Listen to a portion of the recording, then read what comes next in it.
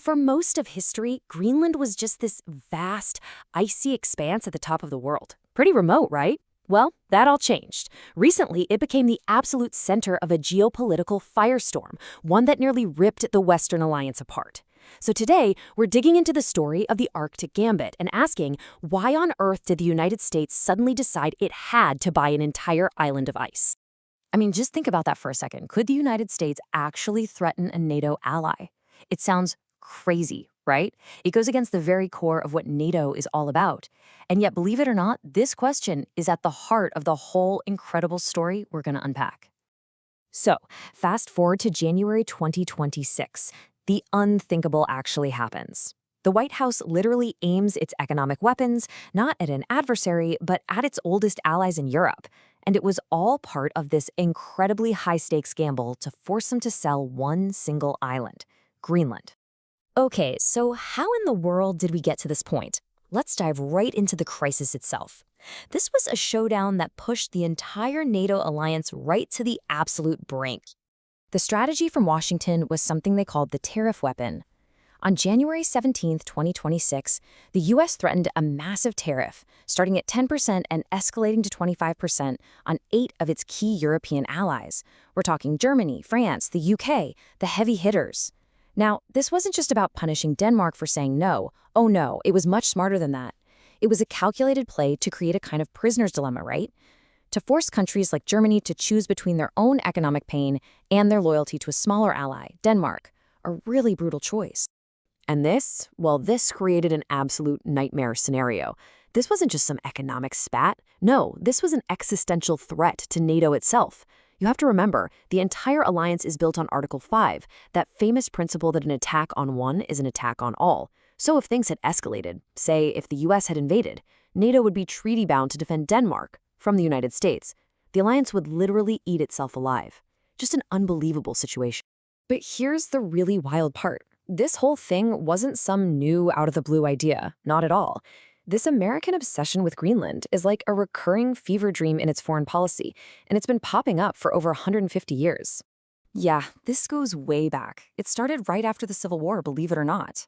In 1867, the same guy who bought Alaska, Secretary of State Seward, he wanted Greenland to create this pincers movement around Canada.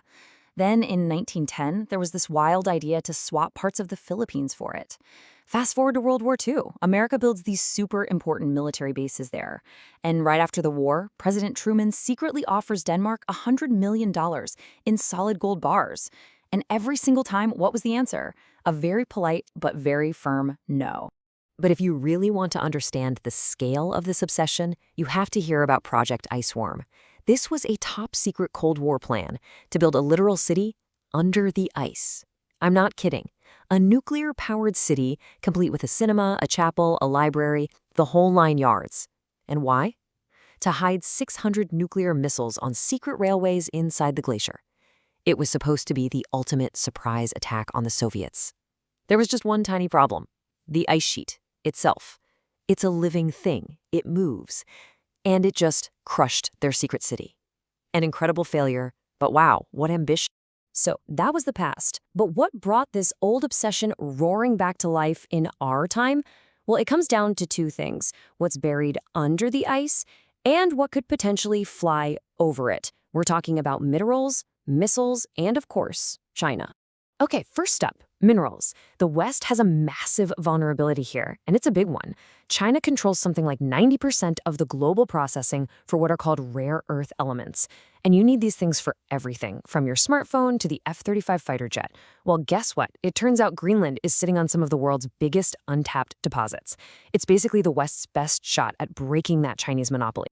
And this whole mineral game really comes down to a tale of 2 minds. You've got the Kvanefjeld project, which had a big problem: Chinese investment and high uranium content, so it got blocked. But then there's the Tanbreez project. No Chinese ties, negligible uranium, and it's packed with the heavy rare earths that are super critical for defense technology. So for the US, the choice was a no-brainer. They've even stepped in with direct loans to get that mine up and running. All right, driver number 2 is all about military strategy. It's about achieving what military planners call the holy grail of missile defense: boost phase interception. So what's that? It's the dream of being able to shoot down an enemy missile in the first few minutes after it launches. When it's moving relatively slow, it's burning super hot, and it's incredibly vulnerable. Now, if you look at a globe, you'll see something amazing. Greenland is the only piece of land on the entire planet that is perfectly positioned to do this against missiles launched from Russia. It's a geographic game changer. But in all this big talk about minerals and missiles and geopolitics, it's easy to forget something absolutely crucial. The 57,000 people who actually live there, the Greenlanders at the very center of this storm. I mean, just to let that number sink in, 57,000 people. That's a smaller population than a lot of towns in America, and they're caught right in the middle of this massive tug of war between global superpowers. So the American offer had a pretty flashy headline, a cash payout of up to $100,000 for every single person. The pitch was basically, be rich, be American. But that idea crashed head-on into the Greenlandic reality. See, they already have a Scandinavian welfare model. We're talking free healthcare, free universities, subsidized housing, a really strong social safety net. And they worried that they'd be trading all that long-term security for a one-time check and end up becoming, as one of their officials put it, a kind of frozen Puerto Rico. And really, when you boil it all down, it came down to identity. This quote from Greenland's Prime Minister, Moot Ege, just says it all perfectly. This was never just about money.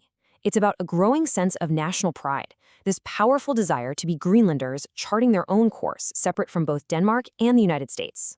So, the immediate crisis, the threat of tariffs, it was all cooled down during a pretty intense showdown at the World Economic Forum in Davos. But none of the underlying problems went away, which leaves us with the big question. What happens now? Where does the Arctic go from here? What came out of it was something called the Davos Framework. And really, it was a classic face-saving deal for everyone involved. The U.S. backed down on the tariff threat. In exchange, all the allies agreed to sit down and negotiate a totally new security architecture for the Arctic. But Denmark was very, very quick to make one thing clear. Greenland's sovereignty was not on the negotiating table.